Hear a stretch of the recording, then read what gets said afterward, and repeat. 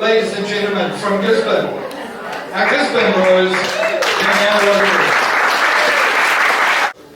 Okay, so you've heard the routine. We'll start with that really easy generic A question. little bit about myself. Please, tell us a lot about yourself. So, as you know, I'm Danny from Gisborne.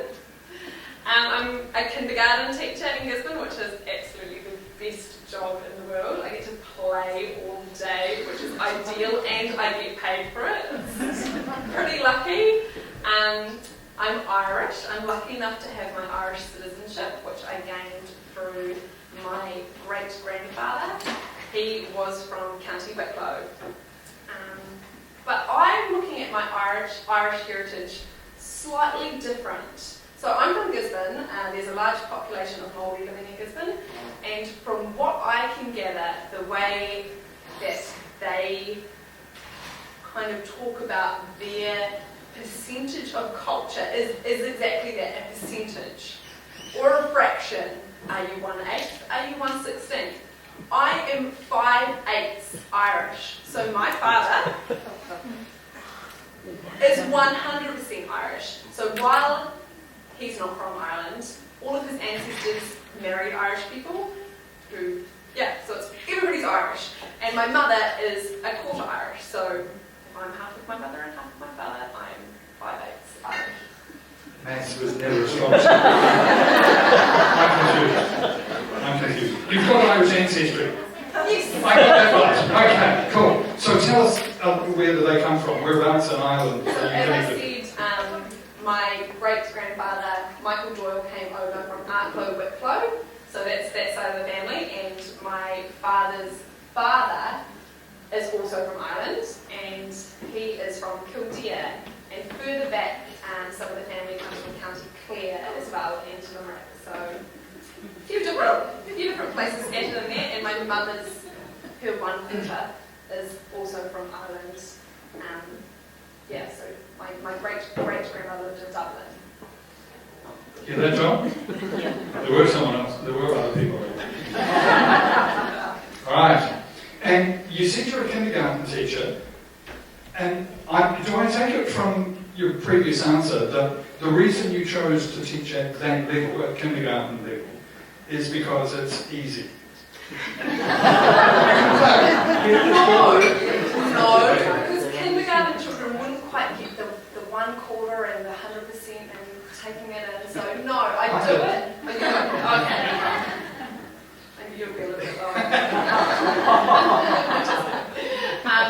I do it because I love anything creative. I'm really, really artsy. So at kindergarten, I go there and I get to paint and I get to sew and I get to make creations in the sandpit and all of those things that I love to do anyway.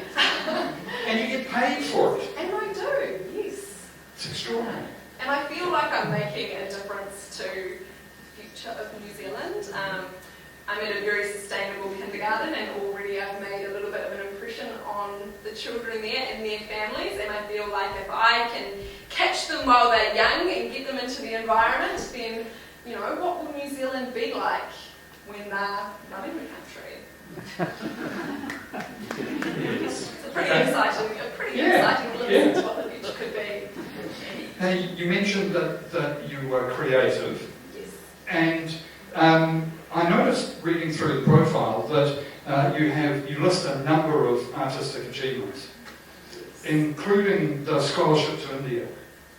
And that intrigued me. Tell me about that. So I went over there and I did a painting course. We went out into the field every day. There was a small group of us, maybe 10 in the class, and it was a BBT Trust painting course, which is, they produce books with Indian art.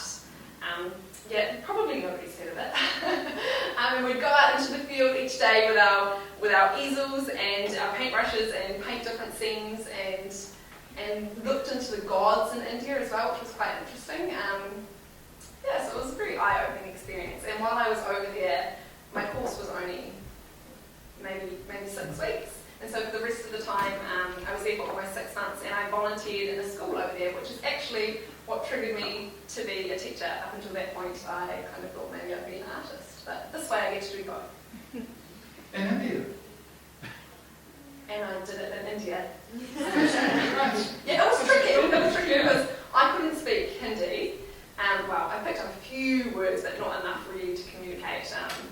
And the children that I was teaching couldn't speak English, which is where maths comes back into it, because the numbers, you can always, count and communicate through maths, so that, yeah. Or painting? Or painting.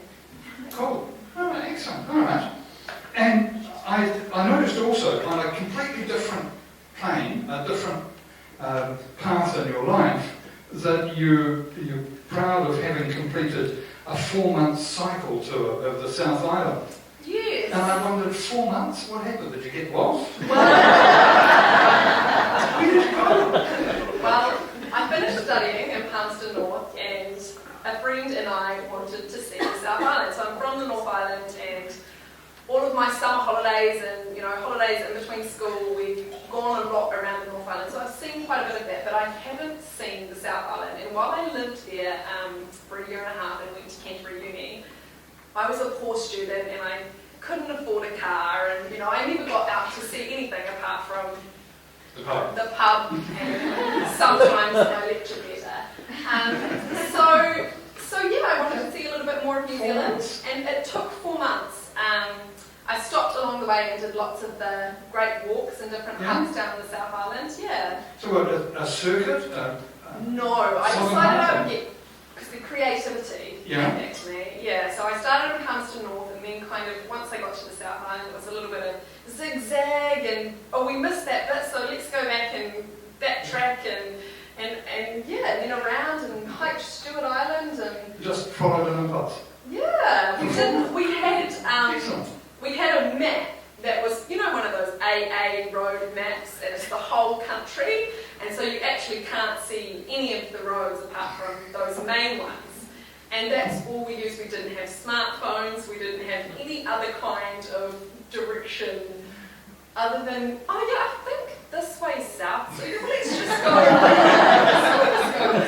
And it made for some interesting little detours, and met lots of people who were sometimes helpful and sometimes incredibly unhelpful when I was asking for directions.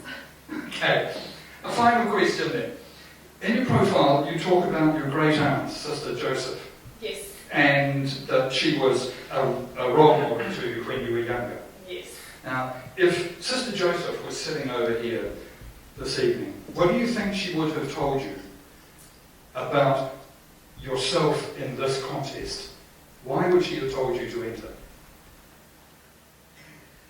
I think she would have just said, be myself, and you can do it if you want to. I know that for my talent that's coming up, that's something that she would have been really proud of. When I used to go and visit her at the Home of Compassion, not through choice of my own, but more through being forced into it by my father, I would have to recite all of my speech and drama poems and passages from books to her. So my talent is right up her alley, and she enjoyed it as well, and I did too, in the end. In the end, right. Well, I'm sure that if Sister Joseph was present, she would be inordinately proud of you. Ladies and gentlemen, Gisborne Rose.